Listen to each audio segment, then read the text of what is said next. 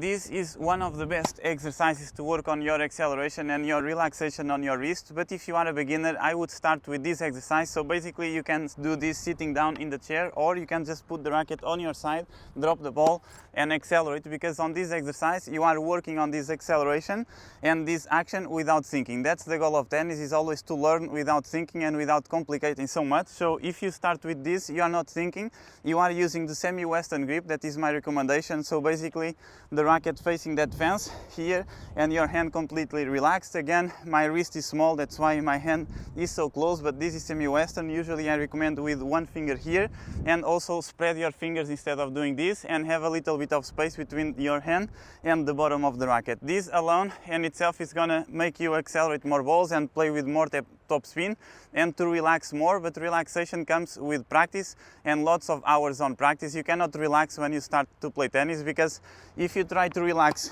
and you never played before, you're gonna miss every ball. You're gonna start to play completely out of the court. You're gonna open the head of the racket before you even accelerate the ball. The ball go to the sky and you're gonna lose confidence, and without confidence you cannot play tennis. So in the beginning you need to facilitate the process, and for that this is really the first and the exercise I would start. The chair, it's much easier. So imagine you have a chair here, you can just sit, put the racket and then play, or you can do without. Just keep, as I said, the racket on this side, and again, instead of having the racket with this position, just close the head of the racket below here, and always with closed stance. When you start to play tennis, you cannot start learning with open stance, because you need to rotate your shoulders in the beginning, and once you start to play with closed open stance, you're gonna open too much and you look like Jesus playing tennis. So you need to be sideways. That's why it's really important to start learning with closed stance, racket on this side.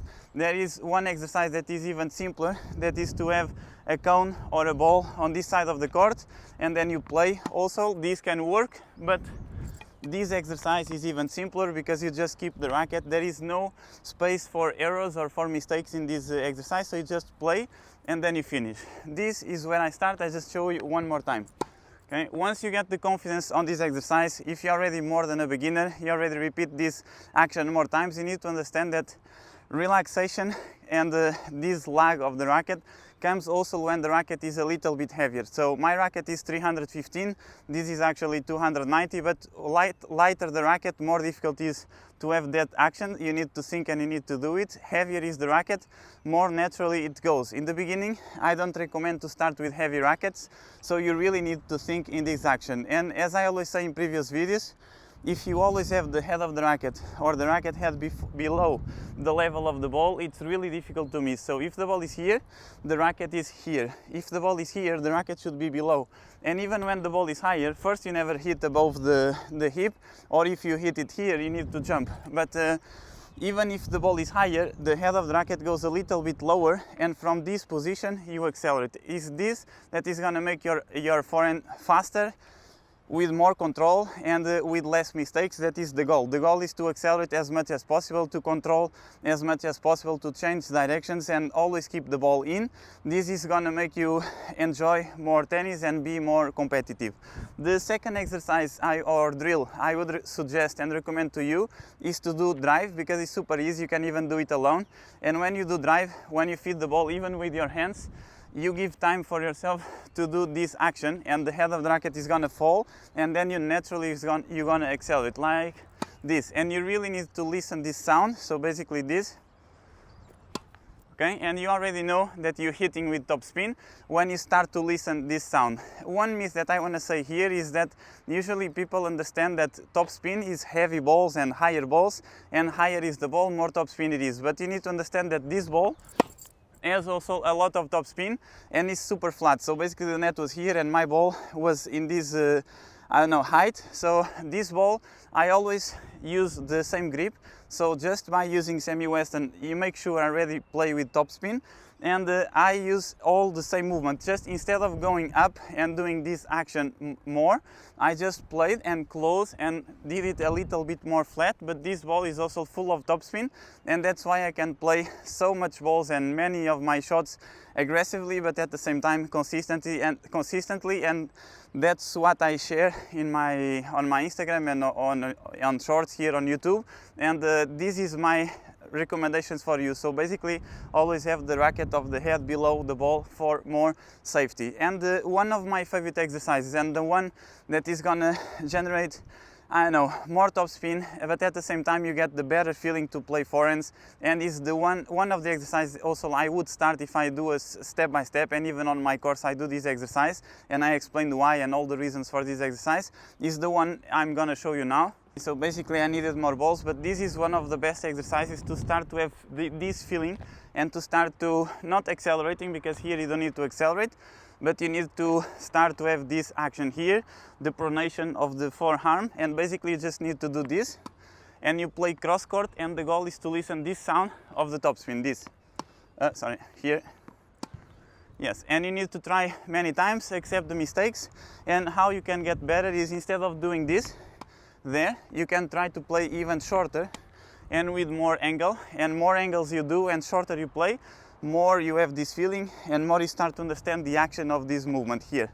Okay, and then when you play normal forehands, it's always better, instead of just forcing too much your wrist and accelerate here, imagine you brush first and then you accelerate. So you brush and accelerate, you brush and you accelerate, and you play deeper balls and more safe. So basically you keep this action, the head of the racket below the level of the ball, you brush the ball, you hit once, and then imagine you hit another ball in front of that and a little bit higher. You play here and then the second ball a little bit higher, and then you finish. And there are exercises where you can just do this and hold the racket here. So basically you play and you hold the racket here. You can just do this. This also is good to work on your contact point, that the contact point is always in front of your body, with distance between the racket, the body and the ball.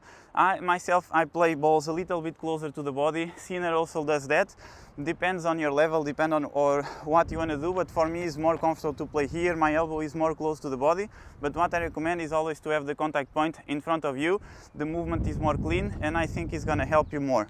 Now I'm going to show you that again. So basically if you did all of these exercises, so you start here to simplify, okay, and then you go up and forward. Remember to play and go up and forward. Imagine you are always low, that you have a small roof.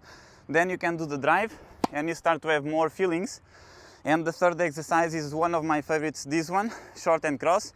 With all of these exercises, you start to have the better feeling. You start to generate more topspin, to brush more the ball, and then the goal is to combine all the footwork that you learned in the beginning. So basically you start here, remember you start with the split step, wide and on your toes here, and the split step is really important to have the reaction, and that's why we talk so much about the split step, because if you hit the ball and then you recover, 1, 2, split step, after the split step you are ready to go to any kind of ball, short balls or to the side or with too much angles, and the split step you do a little bit before your opponent hits the ball. So after the split step you do this first step, and then you need to work all of this that you did, but with the correct footwork. So if you are a beginner, I recommend to start with closed stance, as you know, here, and then you recover.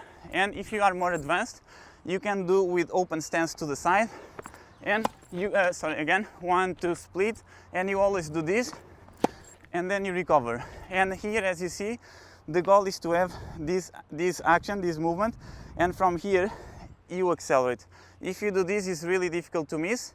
And then when I have more joy, and what I think you will have, or I'm sure that you will have more joy, is to try always to accelerate as much as possible, to accept the mistakes, and more important, to learn from the mistakes. So basically, if you go to the side, and if in this case you want to play down the line, and if you miss because you played fast, instead of doing the second ball like that, just to play inside, no, try again and try to play as hard as possible. See where you miss, and most of the mistakes is this: you turn your face even before the contact point, or you are hitting the shot and you want to see the result even before the contact point. So just by fixing your eyes on the ball, just by keeping your eyes here and your face still, you make sure you are balanced and you make sure you avoid most of the mistakes. Then you need to understand, if you miss to the net, you need to use more your legs. So if you miss to the net, you need to go up and forward. If you miss too much outside, means that you are opening the head of the racket, you need to close more.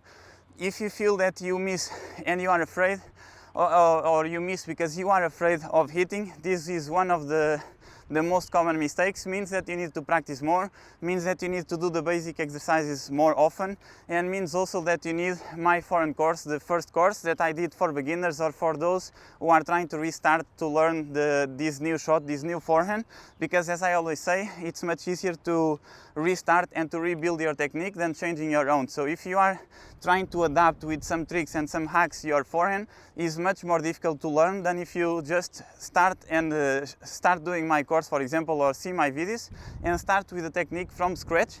Because if you never start from scratch. You have always experience from the past. You already know where the ball is going to bounce, where you need to stand, and what you need to do with your racket. You just need to change your pattern, and the pattern is not so difficult. So if you are a beginner, you just need to do 1 here, 2, double step, play and finish. Keep this pattern.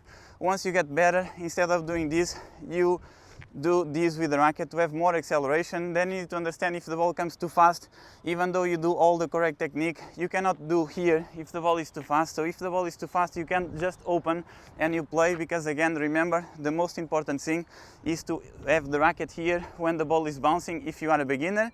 If you are more advanced and when the ball is bouncing, usually you still have the racket here, because then we accelerate. In the end, we want faster balls that bounce and go even higher, or you want to accelerate more. But if you are a beginner, my really best recommendation is the ball is bouncing, have the racket here, and then you accelerate. Because remember, as a beginner, one of the most difficult things and challenges is to know where the ball is going to bounce and where you need to stand. And my recommendation is always to be 2 or 3 meters behind the ball. So if the ball bounces here, I recommend for you to wait for the ball here, and then if the ball is not coming, you can always do this double step that I call double step, but is basically just 1 step. So you are here, 1, 2, and if the ball is not coming, you adjust here and then you go against the ball, because if you go against the ball, it's also a more efficient shot and you don't spend so much energy. That's the goal of tennis, and you can last for longer. And if you are competing, if you want to compete in the future, the goal is to be efficient biomechanically,